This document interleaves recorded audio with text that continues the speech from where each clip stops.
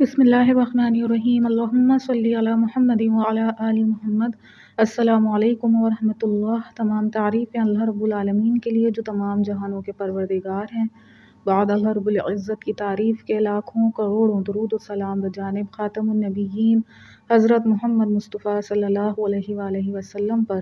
اللہ رب العالمین کا بہت بڑا کرم ہے کہ انہوں نے ہمیں اپنے محبوب خاتم النبیین حضرت محمد مصطفیٰ صلی اللہ علیہ وآلہ وسلم کا امتی بنایا۔ یہ قصہ جو میں آج آپ کو بتا رہی ہوں، سنا رہی ہوں، کتاب فضائل درود شریف میں بھی یہ تحریر ہے، اور یہ قصہ جب میری نظر سے گزرا تو اللہ پاک کی توفیق سے میں نے درود شریف پڑھنا شروع کر دیا۔ اسی وجہ سے میں ہر ویڈیو میں آپ سب کے لیے یہی دعا کرتی ہوں کہ اللہ پاک بات کو سمجھنے کی، اس پر عمل کرنے کی توفیق عطا فرما دیں۔ کتاب فضائل درود شریف میں تحریر ہے۔ محمد بن مالک رحمۃ اللہ کہتے ہیں کہ میں بغداد گیا تاکہ قاری ابو بکر بن مجاہد کے پاس کچھ پڑھوں۔ ہم لوگوں کی ایک جماعت ان کی خدمت میں حاضر تھی اور قرات ہو رہی تھی۔ اتنے میں ایک بڑے میاں ان کی مجلس میں آئے جن کے سر پر بہت ہی پرانا عمامہ تھا، ایک پرانا کرتا تھا، ایک پرانی سی چادر تھی۔ ابو بکر ان کو دیکھ کر کھڑے ہو گئے اور ان کو اپنی جگہ بٹھایا اور ان سے ان کے گھر والوں کی، اہل و عیال کی خیریت پوچھی۔ ان بڑے میاں نے کہا، رات میرے ایک لڑکا پیدا ہوا، گھر والوں نے مجھ سے گھی اور شہد کی فرمائش کی۔ شیخ ابو بکر کہتے ہیں کہ میں ان کا حال سن کر بہت ہی رنجیدہ ہوا اور اس رنج و غم کی حالت میں میری آنکھ لگ گئی، تو میں نے خواب میں نبی کریم صلی اللہ علیہ وآلہ وسلم کی زیارت کی۔ حضور صلی اللہ علیہ وآلہ وسلم نے ارشاد فرمایا، اتنا رنج کیوں ہے؟ علی بن عیسیٰ وزیر کے پاس جا اور اس کو میری طرف سے سلام کہنا اور یہ علامت بتانا کہ تو ہر جمعے کی رات کو اس وقت تک نہیں سوتا جب تک کہ مجھ پر 1000 مرتبہ درود نہ پڑھ لے، اور اس جمعے کی رات میں تو نے 700 مرتبہ پڑھا تھا کہ تیرے پاس بادشاہ کا آدمی بلانے آ گیا، تو وہاں چلا گیا اور وہاں سے آنے کے بعد تو نے اس مقدار کو پورا کیا۔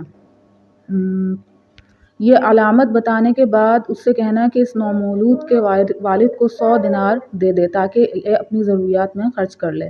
قاری ابو بکر اٹھے اور ان بڑے میاں نومولود کے والد کو ساتھ لیا اور دونوں وزیر کے پاس پہنچے۔ قاری ابو بکر نے وزیر سے کہا، ان بڑے میاں کو حضور صلی اللہ علیہ وآلہ وسلم نے تمہارے پاس بھیجا ہے۔ وزیر کھڑے ہو گئے اور ان کو اپنی جگہ بٹھایا اور ان سے قصہ پوچھا۔ شیخ ابو بکر نے سارا قصہ سنایا جس سے وزیر کو بہت ہی خوشی ہوئی اور اپنے غلام کو حکم کیا کہ ایک توڑا نکال کر لائے۔ توڑا ہیمانی تھیلی جس میں 10,000 کی مقدار ہوتی ہے، اس میں سے 100 دینار اس نومولود کے والد کو دیے۔ اس کے بعد 100 اور نکالے تاکہ شیخ ابو بکر کو دے۔ شیخ نے ان کے لینے سے انکار کیا۔ وزیر نے اصرار کیا کہ ان کو لے لیجئے، اس لیے کہ یہ اس بشارت کی وجہ سے ہے جو آپ نے مجھے اس واقعے کے متعلق سنائی، اس لیے کہ یہ واقعہ یعنی 1000 درود والے ایک راز ہے جس کو میرے اور اللہ تعالیٰ کے سوا کوئی نہیں جانتا۔ پھر 100 دینار اور نکالے اور یہ کہا کہ یہ اس خوشخبری کے بدلے میں ہے کہ تم نے مجھے اس کی بشارت سنائی کہ نبی کریم صلی اللہ علیہ وآلہ وسلم کو میرے درود شریف پڑھنے کی اطلاع ہے۔ اور پھر 100 اشرفیاں اور نکالیں اور یہ کہا کہ یہ اس مشقت کے بدلے میں ہے جو تم کو یہاں آنے میں ہوئی، اور اسی طرح 100 اشرفیاں نکالتے رہے یہاں تک کہ 1000 اشرفیاں نکال لیں، مگر انہوں نے یہ کہہ کر انکار کر دیا کہ ہم اس مقدار یعنی 100 دینار سے زائد نہیں لیں گے جن کا حضور اقدس صلی اللہ علیہ وآلہ وسلم نے حکم فرمایا ہے۔